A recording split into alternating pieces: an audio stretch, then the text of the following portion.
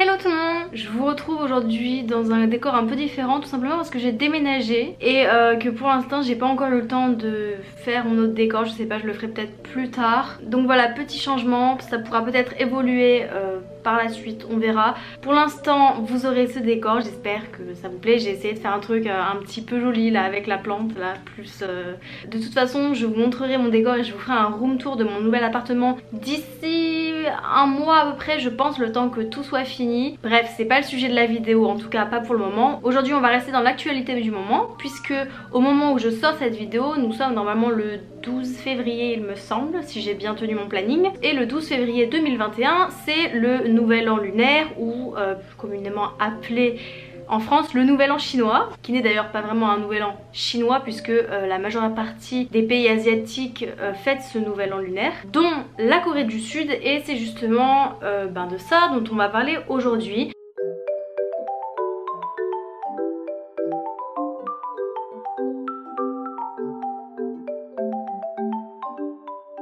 Dans cette vidéo, je vais vous expliquer comment se passe le nouvel an lunaire en Corée, comment est-ce qu'on le fête, les traditions qui l'entourent, etc., etc. Tout ce que je vais vous expliquer, bien évidemment, à partir de ce moment-là, sachez que toutes les familles coréennes ne le font pas. C'est quelque chose de traditionnel. Certains le font s'ils en ont envie, mais ils peuvent très bien ne pas le faire ou ne pas avoir envie ou ne pas avoir le temps tout simplement. Je vous explique les traditions de cette fête, ça ne veut pas dire que toutes les familles coréennes le font, loin de là. Je vais commencer par quelques petites généralités que peut-être certains d'entre vous ne savent pas.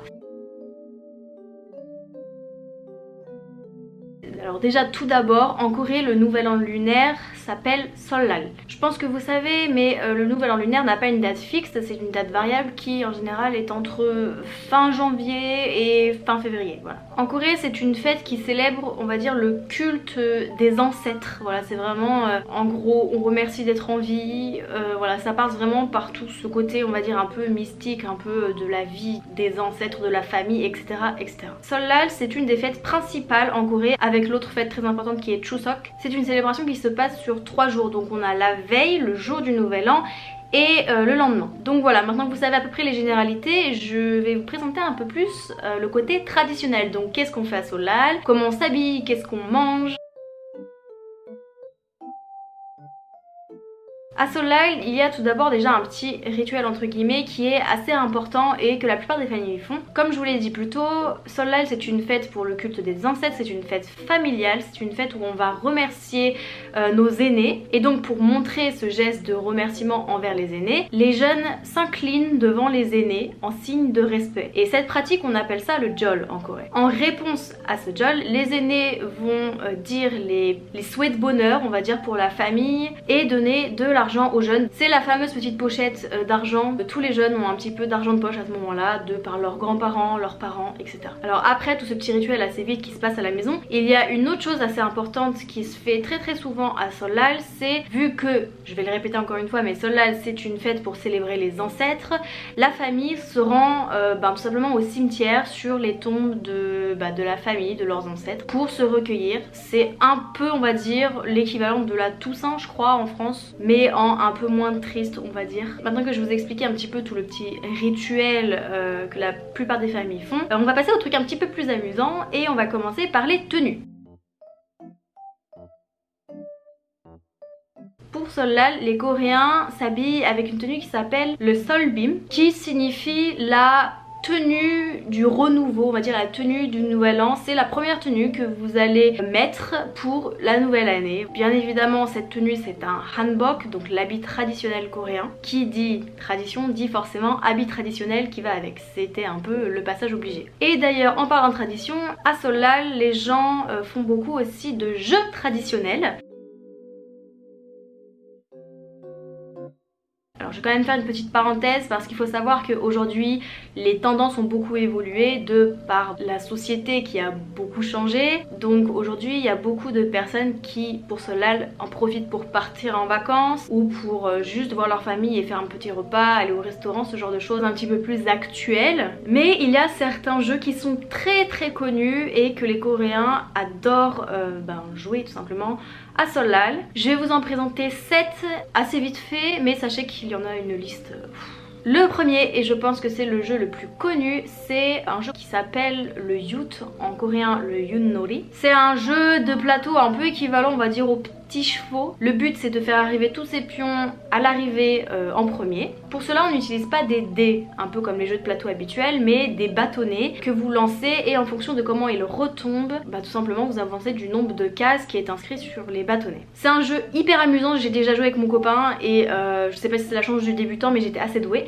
En tout cas si vous avez l'occasion de l'essayer, n'hésitez pas, c'est super cool. Ensuite on a un autre jeu qui est à peu près l'équivalent de notre jeu de loi qui s'appelle Malpannori. Donc c'est pareil, un jeu de plateau, il faut avancer son pion, vous avez des pièges, des cases pour avancer, pour reculer, etc. etc. Il y a également un jeu un peu plus acrobatique qui se joue en extérieur qui est le Noltiki. C'est l'équivalent de la bascule, le truc tête à queue là qui fait comme ça là. Moi j'ai appelé ça un tape-cul à cause de ma maman, je suis pas vraiment sûre que ce soit le bon nom. Alors là le but c'est juste de faire des acrobaties dessus. Mais très clairement je ne pense pas que la majorité des Coréens d'aujourd'hui continuent à jouer à ce jeu au vu de la difficulté et de la dangerosité tout simplement. Vous avez également le Yonnal-Legi qui est un cerf-volant et il y a une tradition par rapport à ce jeu, c'est au coucher du soleil, les garçons je crois coupent le fil du cerf-volant et ça leur permet d'avoir de la bonne fortune pour l'année à venir. Donc ça c'est vraiment un truc traditionnel assez mystique. On va y revenir d'ailleurs un petit peu plus tard sur ce côté là. Un autre jeu qui s'appelle le Tuho Nori qui en gros, alors nous on a l'équivalent un peu inverse où il faut lancer des cerceaux sur un pic et les faire atterrir dans le pic. Là c'est un peu l'inverse, c'est un gros bocal et il faut lancer des pics et il faut les faire atterrir du coup dans le bocal. À l'époque c'était un jeu on va dire pour se bourrer la tête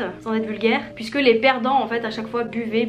C'était vraiment un jeu d'alcool en fait. Vous avez également le Tagji. Je pense que les gens qui s'intéressent un peu à la K-pop, vous avez déjà vu ce jeu dans certains programmes télé. C'est le jeu où vous avez un cube de papier, enfin un papier plié en cube par terre. Vous en avez un dans votre main et le but c'est de lancer celui que vous avez dans votre main le plus fort possible sur celui qui est par terre pour le faire retourner. Du coup dernier jeu c'est le Jegichagi. Ce jeu aussi vous l'avez déjà certainement vu à la télé. C'est un jeu où vous avez un espèce de volant et en fait il faut faire rebondir donc ce volant sur la face intérieure d'un des deux pieds et faire le plus de rebonds. Alors je vous ai présenté les jeux, je vous ai présenté la tenue. Il faut peut-être qu'on pense manger, donc on va passer au plat traditionnel.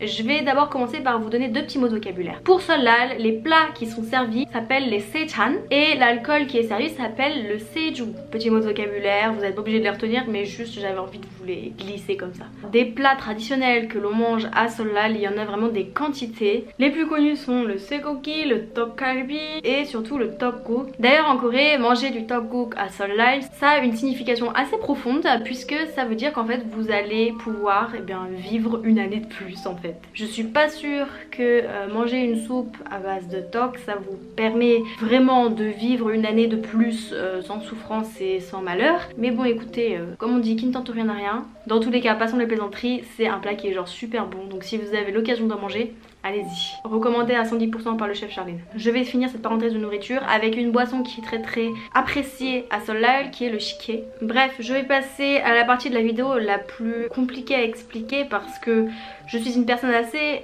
réaliste, qui a les pieds sur terre, qui ne croit déjà pas en le fait qu'il y a des êtres supérieurs, etc., des dieux, des genres de trucs. Je sais pas si c'est mon passé de scientifique, de terre à terre qui est à l'origine de ça, mais en tout cas ce dont on va parler, donc qui est la bonne et la mauvaise fortune, moi très clairement je suis pas une grande adepte mais je vais quand même vous expliquer.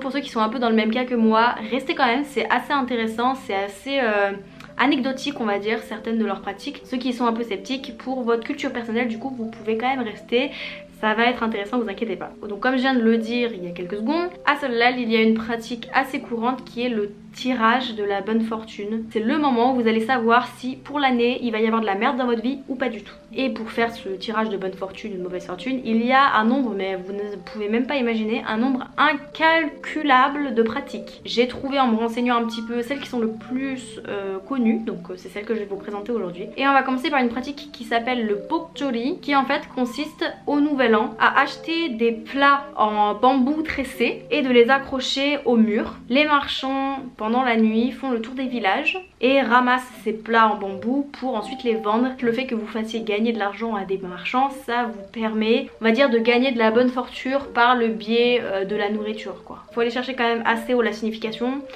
Mais voilà, donc il y a cette pratique qui est assez traditionnelle, mais il y en a d'autres qui sont beaucoup plus actuelles, dont la première qui s'appelle le Tojang Bigyol, qui en fait consiste à connaître sa bonne fortune ou mauvaise fortune en fonction de sa date de naissance. Donc je ne sais pas exactement comment ça marche, mais je pense que, je sais pas, ça doit changer un peu tous les ans, parce que sinon ça veut dire que vous êtes tout le temps pareil, vu que votre date de naissance ne change pas. Bref, deuxième pratique qui s'appelle le Changcham, qui consiste cette fois à connaître sa bonne fortune en fonction du premier son d'animal ou d'humain que vous allez écouter au passage du jour de l'an. Autre principe qui s'appelle le Ohengjam. Ohengjam, ça veut dire en fait tout simplement les 5 éléments. En France on en a 4, en Corée on en a 5. Me demandez pas pourquoi. Je vais vous les citer pour le fun du coup, qui sont l'or, le bois, le feu, l'eau et la terre. Ces 5 éléments en coréen, vous devez les graver, les inscrire, tout ce que vous voulez dans soit du bois, soit une feuille d'arbre. Et je ne sais pas par quel procédé, je n'ai pas réussi à trouver, mais en tout cas il y a des personnes qui sont spécialisées pour ça et qui ressortent un peu les points, on va dire. Je sais pas si c'est de la façon dont vous écrivez ou quoi que ce soit, je n'ai pas réussi à trouver beaucoup plus, puisque en plus de ça les pages internet que j'ai trouvées pour mes recherches c'était des pages entièrement en coréen. Alors je parle très bien coréen maintenant, mais de là à comprendre les trucs un peu mystiques avec les 5 éléments et tout le bazar, bon quand même. Donc désolée, je vais m'arrêter ici pour l'explication, j'ai pas envie de dire des bêtises. Également le même principe avec le jeu du yout qu'on a vu un petit peu plus tôt. Vous devez lancer les bâtonnets qui s'appellent des youts justement, vous devez lancer des youts et en fonction de ce que vous avez, de ce sur quoi vous tombez, ça va vous prédire quelque chose pour votre année. Bref, il y a encore plein de pratiques de ce genre dont je vous ai pas parlé. Il y en a une je crois où il faut regarder la météo du jour de l'an et ça va vous prédire quelque chose. Je peux pas toutes vous les expliquer parce qu'il y en a un paquet mais extraordinaire. Donc bah je vais m'arrêter là. J'espère que je vous aurai expliqué le plus de choses possible et que ça vous aura un minimum intéressé. Si vous avez aimé cette vidéo, n'hésitez pas à la liker, également à vous abonner à ma chaîne. En ce moment il y a pas mal de gens qui s'abonnent de plus en plus, donc ça me fait vraiment trop plaisir. Il y a également beaucoup de personnes qui commentent. Sachez que je réponds à tout le monde. Il y a certaines fois où je mets un petit peu plus de temps parce que les messages sont super longs et j'ai pas trop le temps dans ma journée, mais dans tous les cas je réponds à tout le monde. D'ailleurs j'aime beaucoup recevoir des commentaires, la plupart sont hyper constructifs, donc franchement vous êtes géniaux. Merci à tous ceux qui commentent, à tous ceux qui se sont abonnés, et ça me donne beaucoup de motivation en fait, parce que quand j'ai recommencé ma chaîne j'étais à moitié motivée on va dire. J'avais envie de la recommencer, mais vu que bon j'ai pas non plus énormément d'abonnés pour le moment, j'étais à moitié motivée, mitigée on va dire, mais de voir tout ça ça me fait vraiment super plaisir. Donc ben n'hésitez pas du coup, si vous aimez ma chaîne, si vous aimez mes vidéos, à partager tout simplement. Bref, en attendant j'espère que cette vidéo vous aura plu. Moi je vous dis à la semaine prochaine pour une autre vidéo, et en attendant bisous bisous.